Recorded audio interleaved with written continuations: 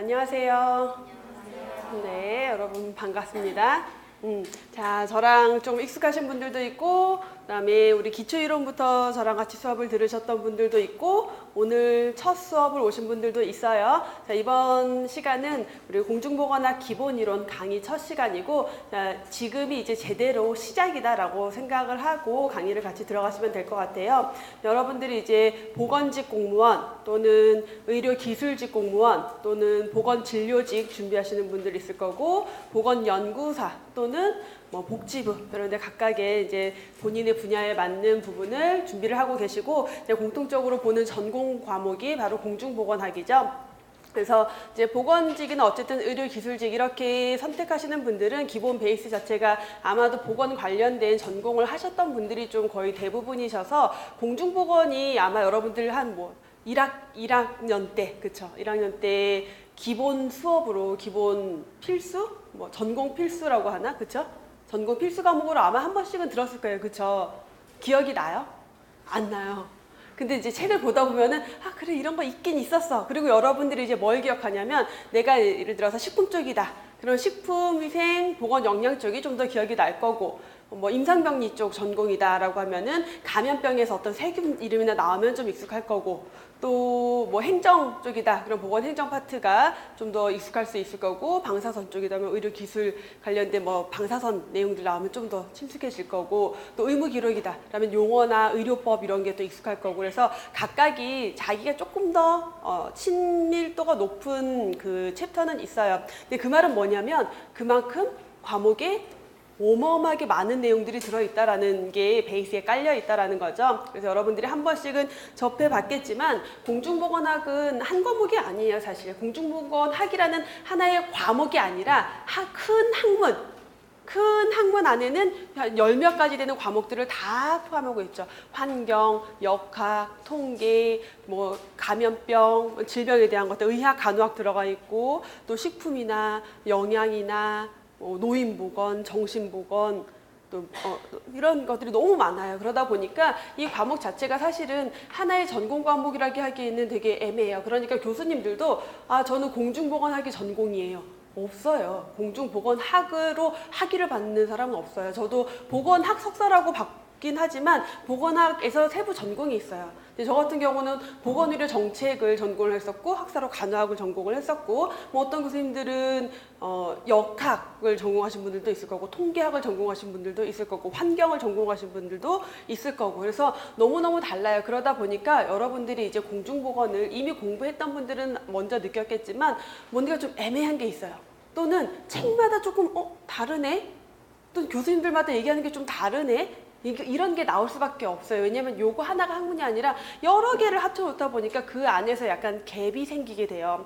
그런 문제가 있기 때문에 공중보건이 공부하기 어려운 첫 번째 이유가 있고, 그 다음에는 지금 얘기한 것처럼 너무 많아요. 내용이 너무 많은데 얕아요. 심지어 차라리 하나하나에 깊이 들어가면 완벽하게 하고 가는 건데 완벽하게 할 수가 없어요. 왜냐하면 그러면 우리가 13과목을 다 파고 들어가야 되는데 그거를 1년 안에 어떻게 해요? 공중보건학 자체는 그 많은 과목을 얕게 해서 짜집기를 해놓은 거예요. 그러다 보니까 공부를 하다 보면은 이것만 보면 되나? 라는 불안감이 너무 커요. 그러다 보니까 이제 이런 불안감이 커지는 학생들은 책을 또 여러 권을 보게 돼요. 그러다 보면 책마다 좀 또 다른 내용이 있네? 이거 뭐지? 이런 혼란이 오는 문제들. 그리고 막상 시험을 보러 갔더니 우리 기본서 교재에 없는 내용들이 나와요. 듣도 보도 못한 내용이 나와요. 왜? 환경보건에서 더 깊이 들어가면 있는 내용들이거든요. 근데 공중보건에서 거기까지 안 다뤘어요. 그러니까 시험 문제에 이렇게 내가 접해보지 못했던 문제가 반드시 한두 문제는 나와요. 모든 시험에서. 그러니까 그러다 보니까 학생들이 공부할 때 굉장히 어려워요. 시작할 때는 괜찮아요. 만만해요. 왜냐면 다 들어봤거든. 조금씩은 들어봤거든요. 근데 하다 보니까 나중에 점점 모의고사를 보고 여기저기 있는 문제들을 풀어보다 보면은 너무 어려워요. 나 이거 모르는데? 이것도 봐야 되나? 나 이거 안 봤는데 어떡하지? 그러면서 마지막 시험 볼 때는 공중보건학이 굉장히 어렵게 느껴져요. 근데 막상 시험을 딱 보러 가면은 되게 쉬워요. 문제가 너무 쉬워요. 근데 그 중에서 한 두세 문제만 어려워요. 근데 내가 시험을 보는데 전체적으로 어려웠다. 그럼 두 가지 경우예요. 그 해 시험 문제가 정말 어렵게 나와서 내가 공부를 했음에도 불구하고 다 같이 어려웠어요. 괜찮아요, 그거는. 왜냐면 내가 어려우면 남들도 어려운 거니까. 또 하나의 경우는 뭐예요? 내가 공부를 안 한 거지. 문제는 쉬웠는데 내가 공부를 너무 대충 한 거예요. 그러니까 다 헷갈리는 거예요. 첫 번째 경우는 괜찮아요. 두 번째 경우면 당연히 안 되겠죠. 그래서 공중보건 자체가 여러분이 이미 책을 보면서 왜 이렇게 두꺼워? 근데 이 두꺼운 게 너무 싫은 학생도 있지만 이렇게 두꺼워도 불안해서 또 다른 책을 보는 학생도 있을 만큼 과목의 특성이 그래요. 그래서 그렇기 때문에 공부하기가 좀 어렵고, 그래서 여러분들이 외울 것도 너무 많고, 그러다 보니까 전체적인 내용을 잘 이해를 해서 내 거를 만들고 그 안에서 꼭 외워야 할 것들을 추려 나가야 되는 공부 방법이 좀 필요하다라는 거를 강조를 드리면서 강의를 시작할게요. 그러니까 먼저 출제 경향 분석, 제가 매년 이제 강의 시작할 때 이걸 하고 가는데 2017년 것까지 분석을 좀 해둔 거고, 여러분 알고 모르는 분들도 있을 테니까, 이제 서울시 같은 경우는 2014년부터 문제를 공개를 하고 있어요. 문제를 공개를 안 해요? 네. 공중보건 보건행정 전공 과목은, 그러니까 몇 과목들이 있어요. 공무원 시험 과목들 중에서 몇 과목들이 공개가 안 되는 문제들이 있어요. 그래서 이제 수탁으로 맡기는 게 아니라 그 지자체에서 출제를 하고 비공개를 해요. 왜 비공개를 할까요? 여러분들의 생각에 맡기겠어요? 어쨌든 문제를 우리한테 알려주지 않아요. 내가 본 시험 문제를. 그러다 보니까 기출 문제에 대한 복원이 명확할 수가 없겠죠. 하지만 이제 시험 보신 분들이 기억에 의해서 이런 문제 나왔었어요 라는 걸 가지고 저희가 어떤 쪽에서 출제 비중이 높다라는 정도를 이제 강의 중에 알려드리지만, 서울시 같은 경우는 공개가 14년부터 되고 있기 때문에 이걸 토대로 우선 경향 분석을 좀 해드리고, 이게 굉장히 중요한 게 뭐냐면, 서울시에서 어쨌든 문제를 공개를 하고 딱 내보내요. 그러면 전국 지자체에서 그거를 참고하게 돼요. 결국은 경향이라던가 난이도라던가 이런 것들을. 그리고 아무래도 서울시고 또 문제가 공개되다 보니까 문제가 좀 더 세련되고 좀 더 지문도 길고 좀 더 난이도도 약간 더 높아요. 지방보다는. 그러한 경향은 있어요. 근데 요거는 뭘 보기 위한 거냐면, 어느 내용에서 출제가 많이 되냐를 보려고 이렇게 표를 좀 제시를 했는데, 이렇게 보면 너무 중구난방이죠. 그래서 이렇게 그래프로 보면요. 자, 저희 교재 구성이 파트 1부터 10까지 있어요. 그래서 앞쪽에 공중보건에 대한 가장 기본적인 이해에 대한 내용들, 역학 보건 통계, 질병관리, 환경보건 순으로 들어가요. 근데 보니까 그래프가 여기까지 해서 거의 하이를 찍고 있죠. 이게 뭐냐면, 제가 의도적으로 출제 비중이 높고 공부하기 어렵고 난이도 높은 애들을 앞에다 다 몰아놨어요. 왜냐하면 여러분들이 시작은 되게 잘하는데 중간에 해이해지는 경우가 많아요. 그래서 여러 번 시작할 때, 여러분 왜 우리 정석 이런 거 보면 앞에만 까맣잖아요.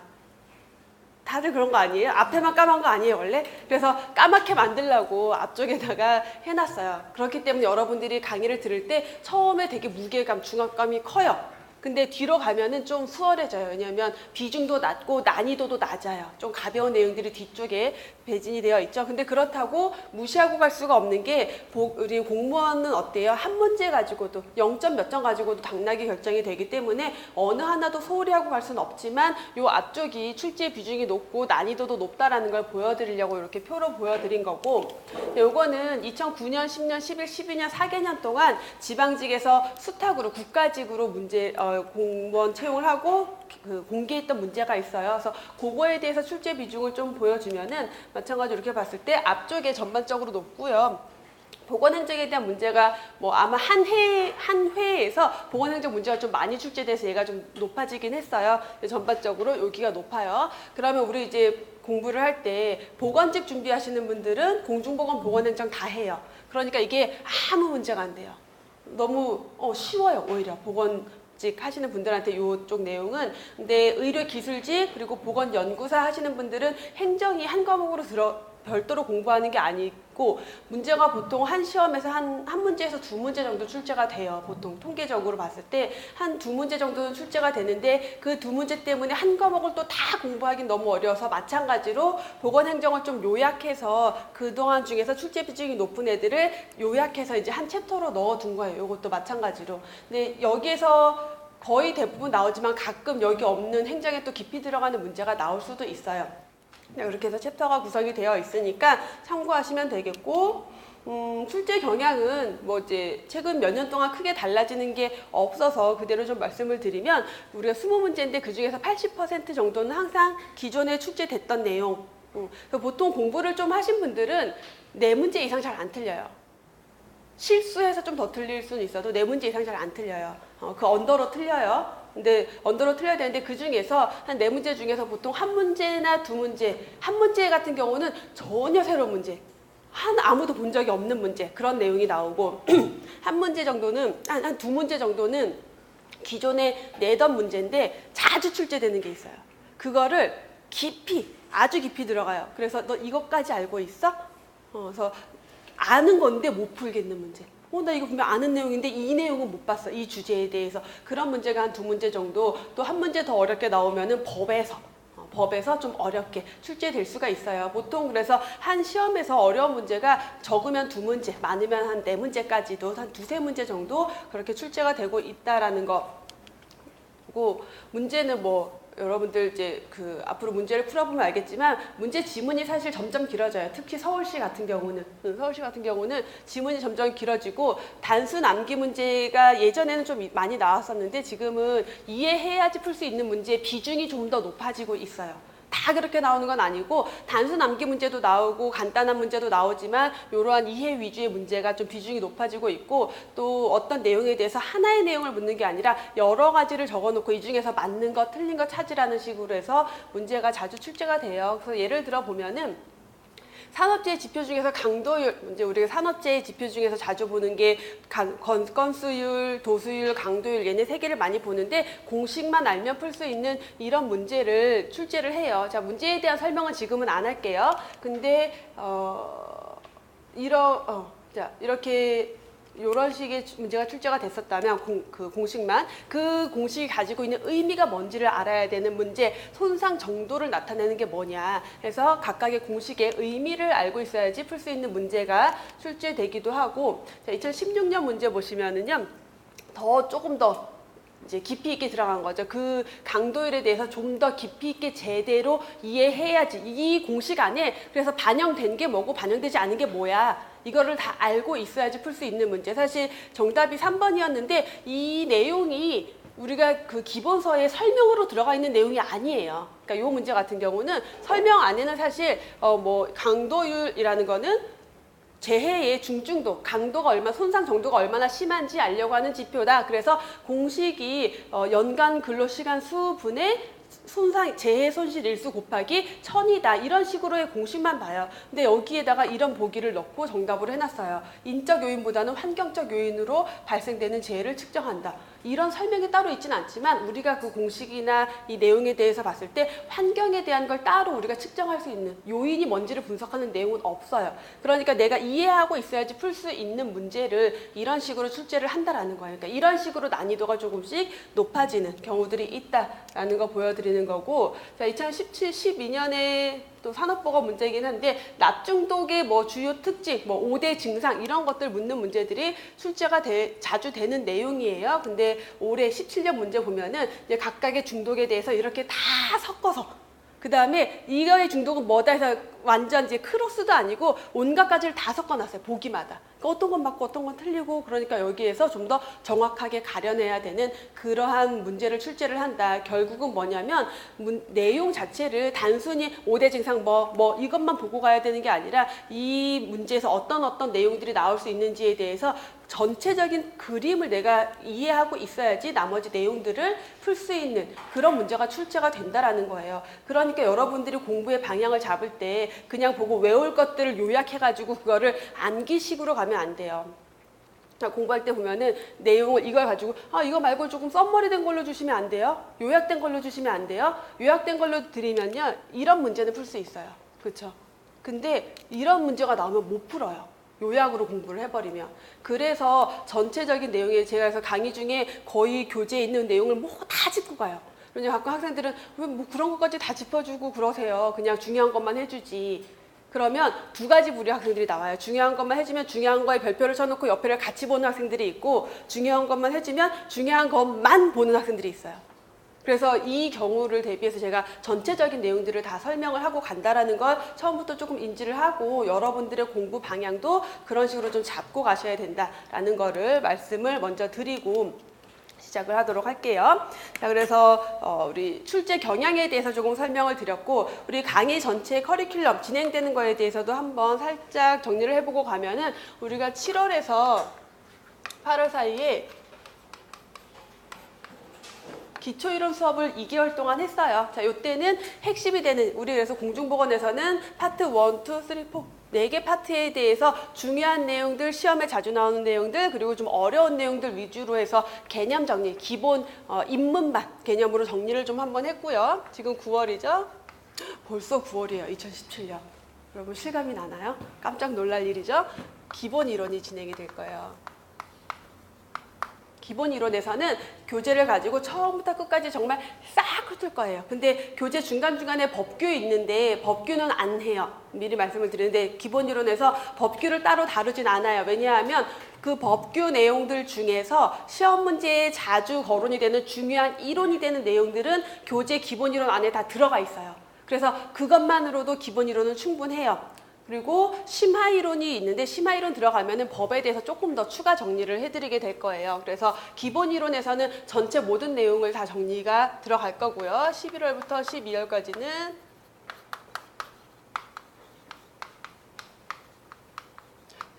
작년까지는 제가 심화 이론을 할 때 이때 이제 강의를 처음 들어온 학생들도 있고 해서 기본 이론에다가 조금 내용을 더 플러스해서 하는 정도로 해서 거의 기본 이론이 중복되듯이 들어가긴 했었는데 이제 올해는 그렇게는 안 들어갈 거고 심화 이론에서는 전체를 다 하기보다는 그 중에서 이제 핵심 되는 거, 중요한 거, 포인트 되는 거, 시험에 잘 출제되는 거 플러스 교재에 없는 거, 새로운 내용들 그리고 법규에서 조금 더 깊이 있게 들어가는 식으로 심화 이론은 좀 요약해서 들어가게 될 거고요. 그다음에 1월부터 2월 또는 3월까지가 단원별 문제풀이. 자, 이 문제는 기출문제 베이스예요. 그래서 기출문제 90% 플러스 이제 기출문제에 없지만 출제될 수 있는 문제 또는 새로운 유형 이런 식의 문제들이 해서 2개월에서 3개월 정도 진행이 될 것 같아요. 제가 워낙은 3개월 과정으로 잡고는 있어요. 문제의 양에 따라 좀 달라지긴 하겠지만 그러면은 4월이 되면은 그래서 만약에 이게 2개월 만에 끝난다라면 모의고사가 한 2개월 진행이 될 거고 얘가 3개월 진행이 되면은 나머지 한 달이 모의고사. 그래서 모의고사에서는 마지막 점검, 여러분들이 시험을 보기 위한 실제 준비가 들어갈 거예요. 그래서 문제풀이가 굉장히 중요해요, 여러분 사실. 그래서 기본 이론 당연히 기본서가 지금 이렇게 보면요. 여기서 한번 뭐 일부 봤다 치더라도 여기에 기본 한 번, 두 번, 세 번이 들어가요. 단원별 문제풀이에서는 우리가 문제풀이가 주 수업이긴 하지만 그거를 교재 순서대로, 그러니까 교재 단원 순서대로, 내용 순서대로 그대로 문제를 풀면서 나갈 거예요. 굳이 이렇게 하는 이유는 뭐냐면 그렇게 해야지 기본서를 문제를 풀면서 동시에 기본서를 한 번을 다시 보게 돼요. 회독수를 늘리기 위한 거예요. 그래서 이 문제풀이를 처음 시작할 때 여러분들이 당황해요. 나 분명히 기본 이론, 심화 이론 들어서 이론 정리 다 했는데 문제를 푸는데 못 풀겠어. 거의 대부분 그래요. 아는 내용인데 문제를 못 풀겠어요. 이게 굉장히 많이 나와요. 근데 이 문제풀이를 통해서 문제와 이론을 같이 한번 정리를 하고 나면은 문제 푸는 기술이 생겨요. 자, 그 다음에 모의고사를 들어가면요. 다시 한번 또 좌절을 해요. 뭐야 못 풀겠어. 왜 이렇게 어려워요. 문제를 못 풀겠어요. 왜 그러냐면 제가 처음에 모의고사 시작할 때는 어려운 문제를 많이 내요. 그래야지 여러분들이 당황해서 큰일 났다 하고 공부를 또 해요. 자, 모의고사를 그렇게 해서 진행을 하는데 모의고사에서는 그래서 전체적으로 어려운 문제도 계속 나갈 거지만 나중에 가면은 쉬운 문제도 굉장히 많이 나갈 거예요. 그래서 모의고사 막판에 가면은 다 맞거나 한두 개 틀리거나 이런 학생들이 많아져요. 근데 그게 실제 시험이라고 생각을 하시면 돼요. 그래서 실제 시험 가면은 보통 그 정도 난이도 나온다. 그리고 쉬운 문제는 굳이 왜 풀어봐요? 그러면 다 아는 건데 그것도 연습이에요. 그래서 합격생들이 합격하고 와서 저한테 이제 피드백 주는 내용들 중에 쉬운 문제를 많이 풀어본 것도 실제 시험 볼 때 너무 도움이 많이 됐다. 왜냐하면 문제를 보고 빨리빨리 풀어 나갈 수가 있어요. 그리고 공부를 또 오래 했던 학생들 중에서 특히 공부 오래 하고 시험 준비가 되게 잘 돼 있어요. 근데 마지막에 막 총정리하거나 문제 풀거나 할 때 저한테 와서 하는 얘기가 자꾸 쉬운 걸 틀려요. 공부를 정말 제대로 한 학생들, 많이 한 학생들이 빠지는 함정이 뭐냐면은 너무 생각이 많아지다 보니까 스스로 더 꽈요, 문제를. 그러다 보니까 오히려 쉬운 문제에서 틀리는 학생들이 있어요. 그런 오류를 범하면 안 돼요. 그래서 문제 푸는 연습까지 이렇게 해서 4월까지 강의가 진행이 될 거고, 보통 6월에 전체적인 시험이 있죠. 그 5월 달에는 왜 강의를 안 해주세요? 자, 5월 달에는 여러분들이 마지막 정리를 하는 시간이에요. 그래서 제가 얘기하는 걸 듣는 거에만 익숙해질 게 아니라 여러분들이 스스로 마무리 정리를 하는 시간이다라고 생각을 하고 전체 그 학습 스케줄을 잡으시면 될 것 같아요. 이렇게 하면은 최소한 3회에서 4회 정도의 회독수를 가지게 돼요. 그래서 회독수가 왜 중요하냐면 내용이 너무 광범위하다 보니까 한 번에 다 절대 못 외워요. 그리고 암기할 내용들, 이제 필수 암기 내용들이 있어요. 끝까지 우리 발목을 잡는 숫자들, 정말 미묘한 0.01이냐, 0.1이냐, 0.001이냐, 0.002냐 이런 것들, 또는 감염병의 종류들, 이런 것들이 이제 마지막까지 우리 발목을 잡는데, 이제 학생들 중에 이제 시험을 보고 나서 떨어진 다음에 저한테 이제 편지 보내신 학생들 중에 에이, 설마 이런 거 나오겠어? 라는 마음으로 그걸 버렸는데, 그런 문제가 꼭 어디서든 한 문제는 나오는 거죠. 그래서 그게 발목을 잡을 줄 몰랐다. 버리고 가면 안 된다라는 거예요. 그래서 그런 것까지 다 해야 되고. 자, 그렇고요. 그다음에 이제 강의를 본격적으로 들어가기 전에 제가 한 얘기만 조금 더 하고 가면은, 제가 이 얘기는 사실 강의를 할 때마다 이걸 해야 될까 말아야 될까 고민을 이제 많이 해요. 제 수업을 들었던 학생들은 벌써 웃는데, 고민을 많이 하는데 꼭 하게 만드는 게 뭐냐면, 합격한 학생들이 연락을 해서 꼭 그 얘기를 저한테 다시 해요. 그래서 이게 도움이 되는구나 라는 생각을 해서 조금 말씀을 드리면, 제가 제일 중요하게 생각하는 게 여러분들이 믿는 게 제일 중요하다고 생각을 해요. 우선 여러분들은 목표가 있어요. 내가 하고 싶은 게 있고, 그쵸? 그래서 나는 공무원 시험에 합격할 거다라는 목표를 가지고 있는데, 그 목표에 대해서 여러분들이 생각하는 방향성이 굉장히 달라요. 어떤 학생들은 나 떨어지면 안 되는데, 이번에 떨어지면 안 되는데, 떨어지면 엄마가 얼마나 속상해할까 이러면서 공부하는 학생이 있고, 꼭 붙어야지, 나 이번에 꼭 합격할 거야, 내가 합격하면 엄마가 얼마나 좋아할까 이렇게 생각하면서 공부하는 학생이 있어요. 그쵸? 본인은 어디예요? 각자 자기는? 후자예요? 후자여야 해요. 굉장히 중요하다라고 저는 이걸 생각을 해요. 왜냐면 내가 원하는 걸 생각해야 돼요. 원하지 않는 걸 생각하지 말고 내가 원하는 걸 생각해야 돼요. 그래야지 좀 더 그쪽으로 가까이 갈 수가 있어요. 조금 약간 재밌는 얘기기도 하고 제 일화기도 하는데, 저는 그렇게 살아요. 항상 제가 원하면 다 이루어진다라는 생각을 가지고 살아요. 그러다 보니까 다 이루어진 것 같아요. 근데 설마 다 이루어졌겠어요? 안 이루어진 것도 되게 많겠죠. 안 이루어진 건 다 버려요. 잊어버려요. 그리고 이루어진 것만 생각나니까 되게 기분 좋게 사는데, 어떤 일화가 있었냐면 작년에 있었던 일인데요. 올해고 작년인가? 아무튼 제가 강남에 이제 신랑이랑 매번 갈 일이 있었어요. 강남에 매번 가는데, 강남은 주차가 정말 너무너무 힘들어서 거기 모이는 모임의 사람들이 다 주차 때문에 난리였어요. 근데 저희가 가는 그 모임 장소 근처에 되게 넓은 공터, 이거보다 넓은 훨씬 공터에 문이 닫혀있고 주차장이에요, 거기가. 근데 맨날 저녁 때 가면 문이 닫혀있고 차가 비어있어요. 그래서 저기는 보니까 거기 뭐 뉴질랜드 교육문화원 뭐 이렇게 써있고, 근데 저기 너무 차를 대고 싶은 거예요, 제가. 그래서 신랑한테, 그때 이제 남자친구였는데, 나 저기다 차 대고 싶어 그랬더니 남자친구가 그랬어요. 저기는 남의 땅이어서 안 돼 그러는 거예요. 그래서 싫어, 그래도 나 저기다 댈 거야, 이제 그냥 농담 반 그 원하는 마음 반 이렇게 얘기를 했어요. 한 3개월 정도 지난 다음에 제가 거기에 차를 대게 됐어요. 대고 있어요, 지금까지도. 해서 죽음은 잘 안 가지만 가끔이라도 강남에 가면 저는 그냥 거기다 차를 대요, 늘. 신기하죠? 진짜예요. 요만큼의 MSG도 없이 어떻게 이런 일이 생겼을까? 제가 원했으니까 됐다라고 저는 생각을 하는데, 그 과정에 뭐가 있었냐면은, 신랑이랑 제가 하는 이제 취미생활로 하는 무슨 강습이 있는데, 거기에 매 분기별로 신입 수강생들이 오는데, 저희 신랑이 강습을 할 때 온 신입 수강생 중에 한 명이 그 건물 주인의 회사의 직원이었어요. 그래가지고 자기가 직원이니까 경비 아저씨한테 얘기해가지고 저희 차는 무조건 될 수 있게 해준 거예요. 그래가지고 저는 진짜 그 땅에다가, 아무도 못 되는데 저는 그 땅에다가 자유롭게 차를 대고 있어요. 너무 신기하지 않아요, 여러분? 여러분이 합격이 이랬으면 좋겠다라는 거예요. 내가 나는 하고 싶어 생각을 했을 때 그게 여러분들의 미래의 모습이 딱 되어 있어야 된다고 생각을 하고, 자, 이제 웃자고 얘기한 얘기지만 뼈가 있는 얘기고요. 공부를 할 때 여러분들이 내가 합격할 거야, 공부 딱 시작할 때 나 이럴 해서 이번에 꼭 합격할 거야 이렇게 얘기하는 학생이 있고, 또는 이번에 한번 해보고 뭐 되겠어요, 사실. 그냥 겸양 떠느라고. 되겠어요. 안 될 수도 있죠. 뭐 안 되면 어떡하지? 이걸 가지고 있는 학생이 있어요. 근데 그런 마음이 있을 때 공부할 때 뭐가 달라지냐면 공부를 하는 태도가 달라져요. 내가 합격할 거야 라고 호언장담을 했어요. 스스로 합격할 거야 라고 마음을 먹었어요. 생각을 하고 믿고 있어요. 그러면 공부할 때 어떻게 해요? 조금이라도 더 봐요. 이거 하나 더 보면 합격할 것 같고 얘를 봐야지 붙을 것 같으니까 계속 보게 되는데 합격할 수 있을까? 뭐 될까? 이런 마음을 가지고 있으면 보다가 힘들어요. 사실 공부하다가 그렇잖아요. 할 것도 너무 많고 힘들어요. 지쳐요. 그러면 의심이 점점 커지는 거야. 될까? 나 이렇게 어려운데 이거 공부한다고 될까? 라는 의심이 점점 커지면서 결국은 공부가 약간 소홀해지고 나태해지고 슬럼프에 빠지고 그렇게 될 수밖에 없어요. 그럼 결과는 달라질 수밖에 없는 거예요. 그래서 꼭 여러분들이 믿고 하라는 얘기를 공부하는 자세가 달라지기 때문에 드리는 거고, 또 하나는 이제 이것도 제가 매번 말씀드리는 건데, 우리 학생들 중에 정말 열심히 공부해서 다 같이, 그래서 어떤 학생은 지역 이제 나중에 우리 원서 접수할 때 얼마나 또 눈치 작전을 많이 해요. 그쵸? 우리 뼈 아픈 눈치 작전, 여기를 쓸까 저기를 쓸까 고민을 많이 해요. 이건 누구나 하는 고민이에요.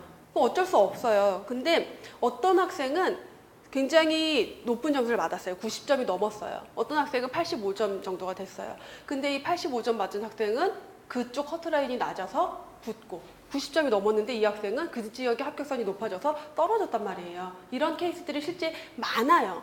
그럼 이건 사실 운이잖아요. 그쵸? 이거는 내가 그때 눈치 작전을 잘못해서 그게 아니에요. 그건 운인 거예요, 운. 그럼 이 운을 도대체 어떻게 할 거냐? 하늘이 나를 미워해라고 원망할 거예요? 그러기 전에 하늘이 나를 이뻐하게끔 만들자라는 거죠. 그게 뭐 하나님을 믿든 부처님을 믿든 누가 중요한 게 아니라, 어쨌든 누군가 나를 도와줄 사람이, 도와줄 무언가가 있다라면은 내가 원하는 걸 얘기를 해야 되겠죠. 그래서 삼신할머니가 아기를 점지할 때 내가 딸락해 해주세요, 딸락해 해주세요 라고 얘기하는 사람이랑 아들 낳으면 안 돼요, 아들 낳으면 안 돼요 라고 얘기를 해요. 그럼 삼신할머니는 딸락해 해주세요, 딸락해 해주세요 한 사람한테는 딸을 점지해주고요, 아들 낳으면 안 돼요, 아들 낳으면 안 돼요 그런 사람은 아들을 점지해줘요. 왜? 앞에 말만 듣거든요. 앞에 말만 들어요. 그럼 앞에 말이 뭔지가 되게 중요한 거죠. 내가 원하는 거를 생각을 해라. 그래야지 운조차도 내 걸로 가져올 수 있다라고 저는 생각을 하고, 실제 저희 그 합격생이 써준 합격수기가 교재에 실려 있는데 거기 보면은 그 말이 너무 도움이 됐다라고 학생들이 또 얘기를 해줘서 제가 다시 한번 구구절절하게 마치 사이비 교주인 양 이런 얘기를 했지만, 저는 종교적인 색채는 전혀 없습니다. 저는 그냥 저의 믿음을 믿는 사람이기 때문에 저의 믿음을 좀 여러분들한테 혹시라도 요만큼이라도 도움이 될까 싶어서 얘기를 했고요. 자, 이제 본격적으로 강의를 들어갈게요. 교재 먼저 조금 설명을 드리고 가면은, 교재가 1권, 2권으로 나뉘어져 있어요. 그쵸? 근데 1권만 해도 다른 교재 한 권이에요. 그쵸? 어이없게도 1권인데 이게 한 교재예요. 그리고 2권이 또 있어요. 그쵸? 그래서 이게 1권이 기본 이론이고 2권이 심화 이론이고가 아니고 두 개가 같이 다 합쳐서 기본 이론에 다 다룰 내용이에요. 이게 전체가 시험 범위이기 때문에 다 할 거고요.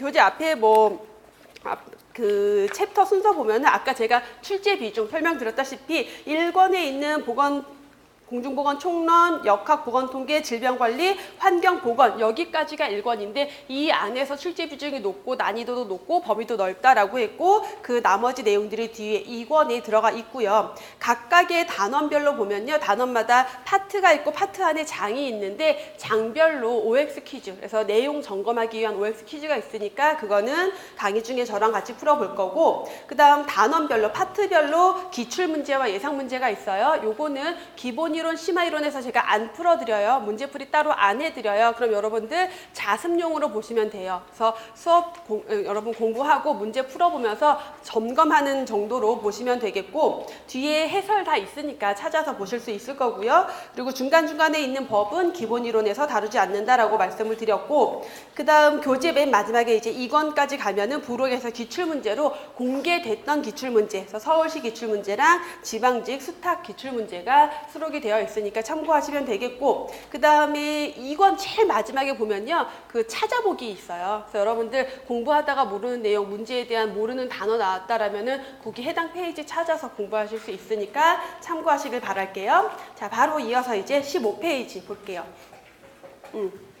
그리고 하나 더 말씀드리면 그 2017년 교재 보시는 분들이 있어요. 요거는 이제 교재를 따로 사시기에는 너무 비용이 많이 드니까 저기 추록을 아마 오늘 정도까지는 올려주신다고 했어요, 출판사에서. 그래서 변경된 내용들 추록으로 배포가 될 거니까 그거 참고해서 보시면 되고요. 18년 교재를 기준으로 저는 강의를 합니다.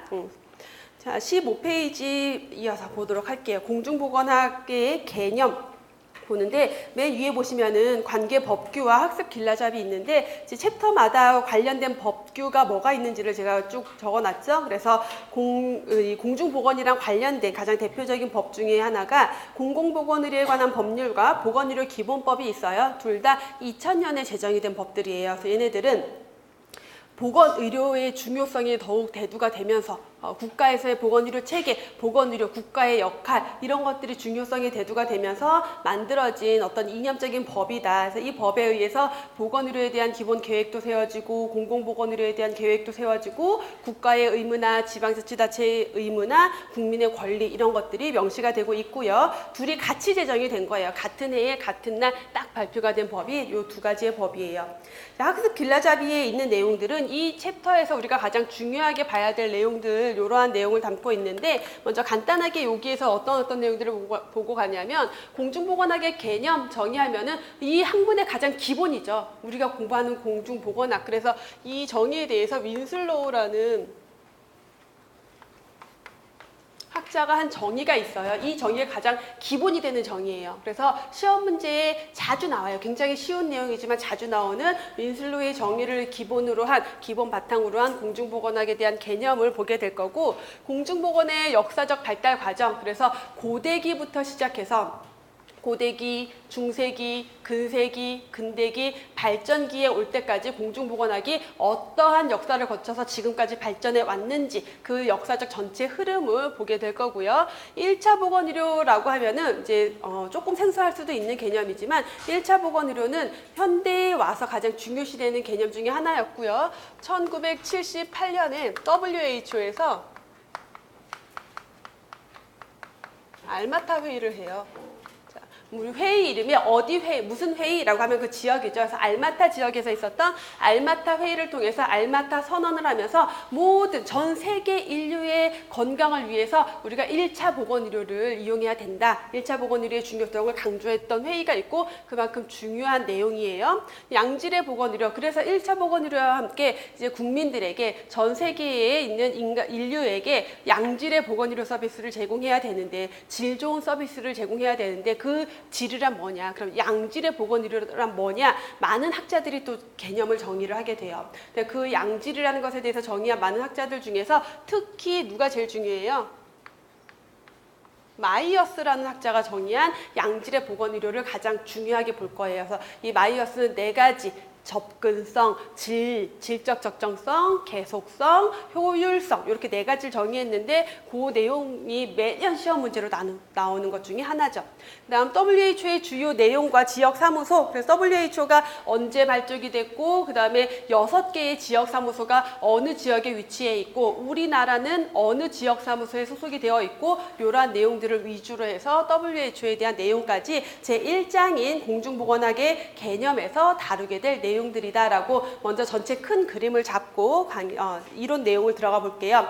15페이지 보시면은 공중보건학의 정의. 그래서 이 정의를 중요하게 본다라고 했는데 누가 정의했어요? 윈슬로우라는 학자가 정의를 했어요. 1920년에 미국 예일 대학의 교수였는데 공중보건학에 대해서 정의를 했는데 먼저 첫 번째 내용이 뭐냐면 지역사회의 노력에 밑줄을 그을게요.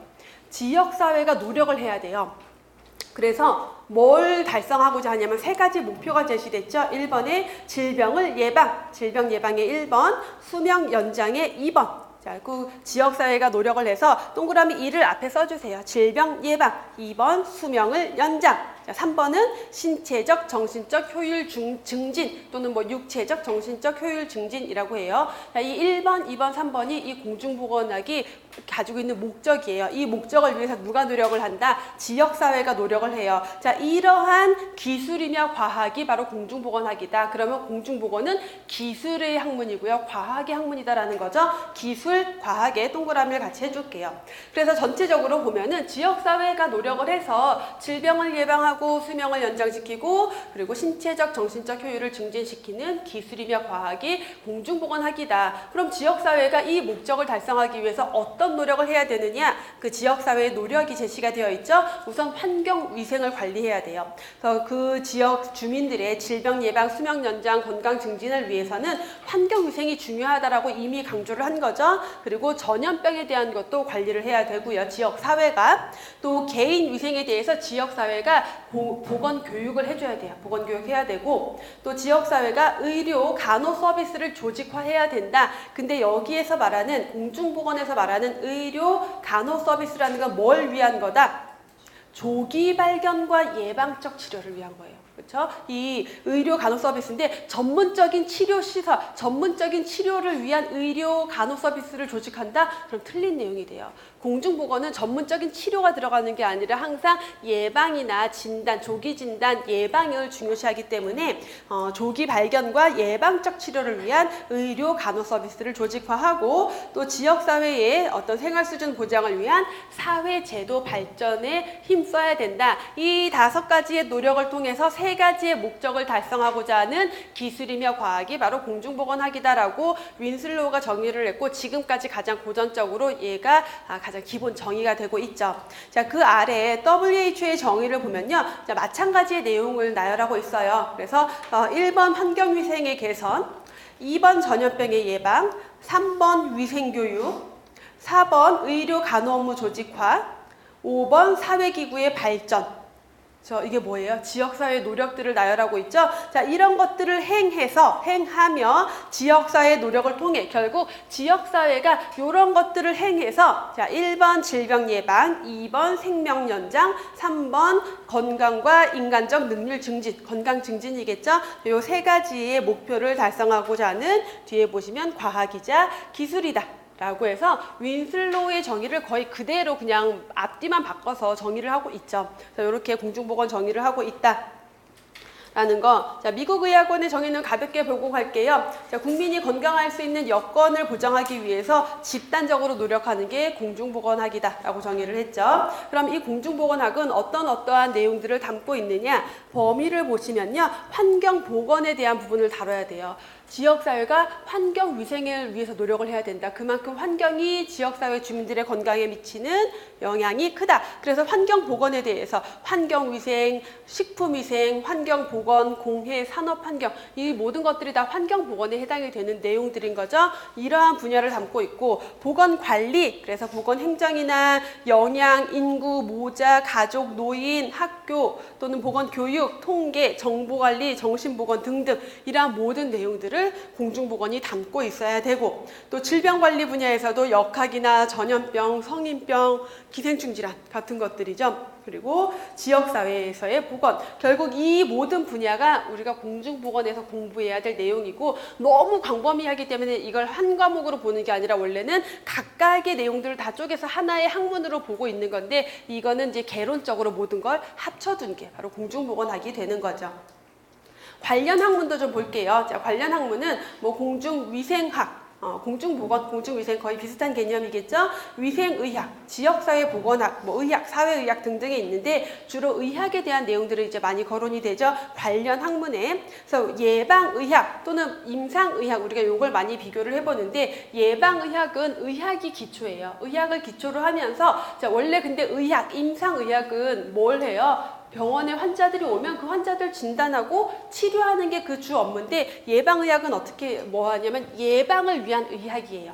그래서 그 개인이나 가족 사회의 가족의 질병을 예방하는 것을 기본으로 하는 학문이다. 그래서 공중보건과 예방의학은 사실 그 이론적인 배경 내용은 거의 대부분 겹쳐요. 근데 거기에서 좀 더 의학적인 것, 진단적인 것, 기술적인 게 많이 들어간 게 예방의학이고 공중보건학은 좀 더 지역사회 중심으로 되어 있다라고 보시면 되겠죠. 지역사회 보건학도 마찬가지로 지역사회에 있는 보건 문제 해결을 위한 학문이다. 사회의학도 어떤 건강 문제에 대해서 사회적 요인을 규명하는 거고 건설의학은 우리 뭐 집 짓고 이런 거 얘기하는 게 아니라 뭐 건설 회사에서의 의학 그런 거 아니에요. 건설적인 건강. 그래서 최고 수준의 건강 목표, 건설적인 목표를 가진 어떤 학문이다라고 보시면 되겠죠. 자, 오른쪽에 17페이지 보시면 그래서 공중보건, 예방의학, 임상의학을 비교를 하고 있는데, 자, 먼저 대상을 보시면 공중보건의 대상이 누구예요? 지역사회 집단, 지역사회 주민 또는 지역사회라고도 해요. 그래서 다음 중 공중보건의 대상은 누구인가라는 문제가 꽤 또 시험 문제로도 많이 나왔었는데, 공중보건은 어떤 개인을 대상으로 하는 게 아니라 지역사회 주민 전체를 대상으로 하고 있다. 예방의학은 지역사회 전체가 대상이 아니라 어쨌든 의학이기 때문에 개인이나 가족, 찾아오는 개인이나 가족들을 대상으로 하고요. 임상의학은 병원에 오는 환자가 대상이겠죠. 목표를 보시면 공중보건과 예방의학은 어쨌든 질병을 예방하는 학문이다라고 했으니까 질병 예방, 수명 연장, 건강 증진이 기본적인 목표가 되지만 임상의학은 환자들의 질병을 치료하는 게 목표가 되겠죠. 그래서 공중보건은 이러한 목표를 달성하기 위해서 지역사회에 그러면 이 목표 달성을 위해서 뭔가 해야 되잖아요. 보건 사업을 해야 돼요. 근데 그걸 하기 위해서 어떻게 그 지역사회를 진단하느냐, 그 지역사회의 문제를 파악을 해야 되겠죠. 그래서 지역사회의 보건 수준, 건강 수준이 어떤지, 또 삶의 질 수준이 어떤지, 지역사회 주민들이 어떤 요구들을 가지고 있는지 이런 것들을 파악하고 또 이 지역사회의 보건 사업을 위한 어떤 자원은 뭐가 있는지 이런 것들을 다 파악을 해서 여기에는 이런 문제가 심각하니까, 이런 문제가 크기가 크니까 요걸 먼저 보건 사업으로 하자. 우선순위를 결정해서 문제 해결을 위한 문제 해결 방법을 통해서 사업을 진행하게 되죠. 하지만 예방의학은요, 질병의 원인이 뭔지를 파악하는 게 진단 방법이에요. 그래서 예방의학은 대부분의 내용이 역학이에요. 질병의 원인을 파악하기 위해서. 그래서 질병이 유행할 때 그 질병의 원인, 위험 요인을 규명하고 거기에 따른 예방을 하는 게 예방의학이다. 하지만 임상의학은 어떤 검진 방법 등을 통해서 검사해서 진단한 다음에 거기에 따른 투약 또는 처치 이런 것들을 통해서 치료를 하겠죠. 이게 세 가지 학문의 차이예요. 그래서 예전에는 단순히 이제 공중보건학의 정의의 목표로 옳지 않은 것은, 지역사회 노력으로 옳지 않은 것은 이런 문제가 나왔었는데, 최근에 경기도 의료기술직 문제라든가 서울시 문제도 그렇고 공중보건학에 대한 설명으로 옳은 것은 옳지 않은 것은 해놓고요. 지금 이 정의부터 해서 여기까지 했던 내용들을 다 짬뽕을 해서 완전히 길게 서술을 해놔요. 그래서 여기서 틀린 단어들을 찾아내는 것. 주로 틀린 단어로 나오는 게 치료를 목적으로 한다라는 거. 그건 아니에요. 치료가 목적이 될 수 없죠. 그런 것들 보시면 되겠고, 공중보건 사업을 보시면요. 우리 17년 교재에서는 중앙정부 주도의 보건사업에 아마 동시성, 획일성, 일관성, 강력한 집행 정도로만 적혀 있을 텐데 조금 더 서술로 약간 내용을 드렸어요. 그래서 보시면 중앙정부, 우리 보건사업을 할 때 중앙정부, 그럼 우리나라로 치면은 보건복지부가 주도해서 하는 보건사업이 있고, 그다음에 각각의 시군구에서 지방정부, 그러면 보건소 위주로 해서 하는 사업들이 있는데 어떻게 구분이 되냐면 중앙정부 차원에서 하는 사업은요, 주로 감염병 같은 거, 감염병 중에서도 특히 왜 우리 메르스 또는 이번에 조류 인플루엔자 또는 신종 인플루엔자 이런 것들 대유행하고 막 그럴 때 그거는 지방적으로 지방자치단체에서 해결할 수가 없어요. 지역 단위로는 해결할 수 없을 때 중앙정부 차원에서의 사업이 들어가야 되고, 또는 어떤 사업은 어떤 부처 간에, 여러 부처 간의 조직, 기술, 인력의 협력이 필요할 때는 중앙정부 차원에서 시행을 하게 된다. 그리고 일관성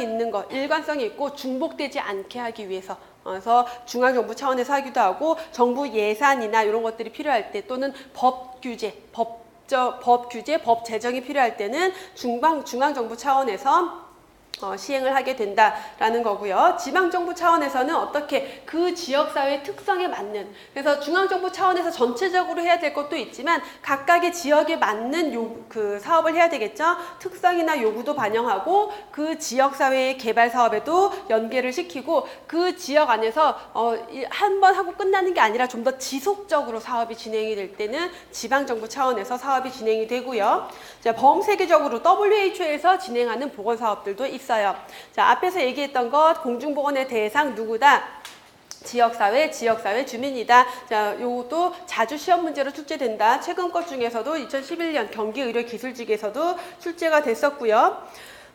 공중보건의 3대 원칙 WHO에서 제시했죠. 3대 원칙은 세 가지. 참여, 형평, 협동. 2015년 인천 의료기술직 기출문제로 또 출제가 됐었던 내용인데 이제 17년 교재에서는 이게 아마 17페이지에 있었을 거예요. 이게 위치만 옮긴 거니까 찾아서 보시면 되고요. 그래서 참여, 형평, 협동. 참여, 다양한 집단의 사람들이 공중보건 사업에 참여를 해야 돼요. 참여가 없으면 공중보건 사업은 의미가 없다. 그리고 형평, 평등, 형평성 있는 보건 사업이 진행이 돼야 된다. 그리고 협동, 여러 분야의 사람들, 여러 부처가 같이 협동해서 사업을 해야 된다라는 내용 3대 원칙이죠.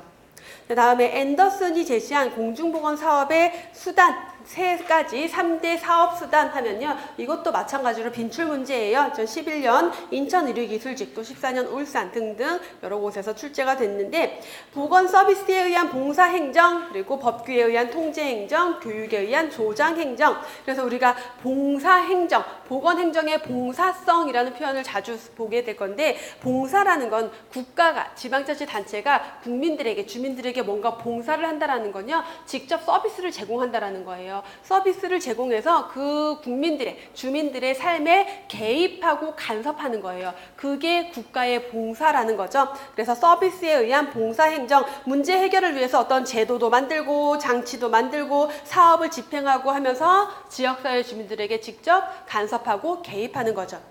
두 번째, 통제행정, 법규를 제정을 해요. 보건관계 법규를 만들어서 통제를 한다. 그래서 가끔은 어떤 국민들의 건강을 위해서 강제성도 띄죠. 대표적인 게 금연과 관련돼서 뭐 건물 내에서 흡연하면 안 되고 이런 것들 제정하고 있죠. 또 교육에 의한 조장행정 어떤 제도를 만들더라도 본인이 그럼 나가서 흡연 구역 가서 담배 피워대면 아무 의미가 없겠죠. 그래서 교육에 의한 조장행정 보건교육을 통해서 지역사회 주민들이 스스로 건강 문제에 대해서 인지하고 건강 생활에 대해서 중요성을 깨닫고 스스로 행동할 수 있도록 조장을 해야 된다. 그래서 앤더슨은요. 이 세 가지 중에서 가장 능률적인 수단이 교육에 의한 조장행정이다 라고 강조를 했죠. 세 가지 내용. 다음은 애시튼과 세이모어가 제시한 공중보건의 변화 4단계. 그래서 우리 공중보건 역사에서도 볼 수가 있겠지만 전체 역사 아니고요.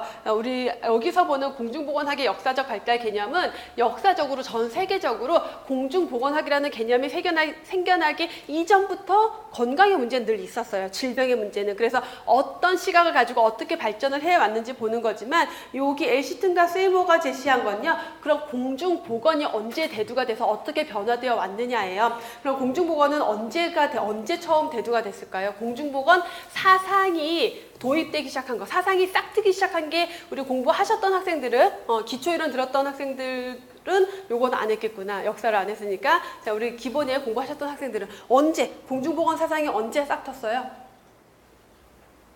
어느 시기에 싹 텄어요? 근세기 여명기. 왜 나랑 눈 안 마주치는 사람들 있어? 내가 자꾸 쳐다보는데. 그쵸? 근세기 여명기. 그때 공중보건 사상이 싹트기 시작했어요. 그게 왜 싹트기 시작했다 그랬어요? 제가 사람들이 막 모였거든요. 왜 모였어요? 산업혁명이 있으면서 도시에 일자리가 넘쳐나기 시작했어요. 일손이 부족해요. 지방에 있는 농민들, 소작농들이 농터에서 쫓겨났어요. 농사를 안 짓기 시작했거든요. 그 지주들이 몰아내고 막 양모산업하면서 농토에서 쫓겨났는데 도시에 가니까 일거리가 있어요. 사람들이 다 모이니까 도시에 사람들이 밀집돼요. 근데 그 당시에 무슨 얼마나 환경에 대한 고민과 이런 게 있었겠어요. 그러니까 너무 지저분하고 열악하고 그래서 우리 왜 레미제라블이나 뭐 그거 달탄약 나오는 뭐 삼총사 이런 거 보면은 시민들이 막 썩은 토마토 막 시궁창 같은데 이런 데 살고 있잖아요. 이러면서 그 주민들의 건강 문제, 특히 노동자들의 건강 문제가 대두가 됐어요. 그래서 산업보건이 이제 발달하기 시작하면서 공중보건 사상이 싹트기 시작한 거죠. 그래서 산업보건 시기 바로 요 시기가 19세기 중반까지예요. 이전까지 해서 쭉 발전해 온 거고 자, 산업보건 하면은 누가 먼저 생각이 날까요?